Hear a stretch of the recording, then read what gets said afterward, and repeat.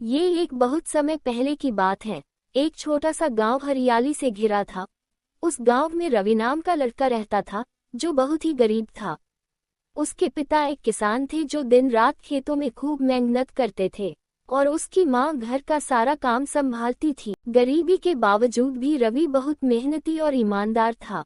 वह सुबह स्कूल जाता और शाम को चाय की दुकान पर काम करता ताकि घर का खर्च चलाने में अपने पिता की मदद कर सके। एक बार रवि स्कूल से घर लौट रहा था। रास्ते में रवि चलते चलते सोचने लगा, आज चाय की दुकान पर पता नहीं कितना काम मिलेगा और घर में पैसों की जो कमी हो गई है वह कैसे पूरी होगी। वह इतना ही सोच रहा होता है, तभी उसके पैर किसी चीज से टकराते हैं।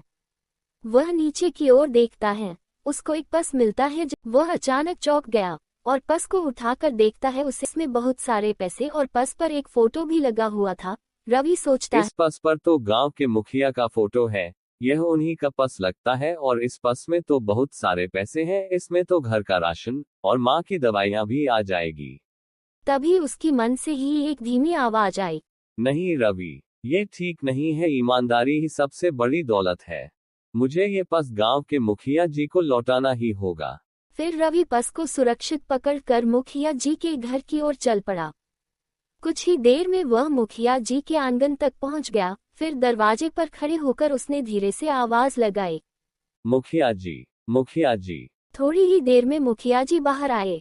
फिर रवि ने पर्स आगे बढ़ाते हुए कहा, ये पर्स रास्ते में गिरा मिला, शायद आपका है। मुखिया जी पर्स देखकर हैरान रह गए और बोले, अरे रवि, मैं तो इसे ढूंढ रहा था। तुमने बहुत ईमानदारी दिखाई है बेटा।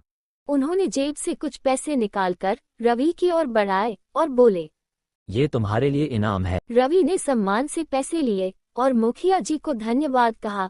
इस इनाम से उसके घर में पैसों की कमी भी दूर हो गई और रवि भी बहुत खुश था। दोस्तों, ईमानदारी से बड़ा कोई धन नहीं।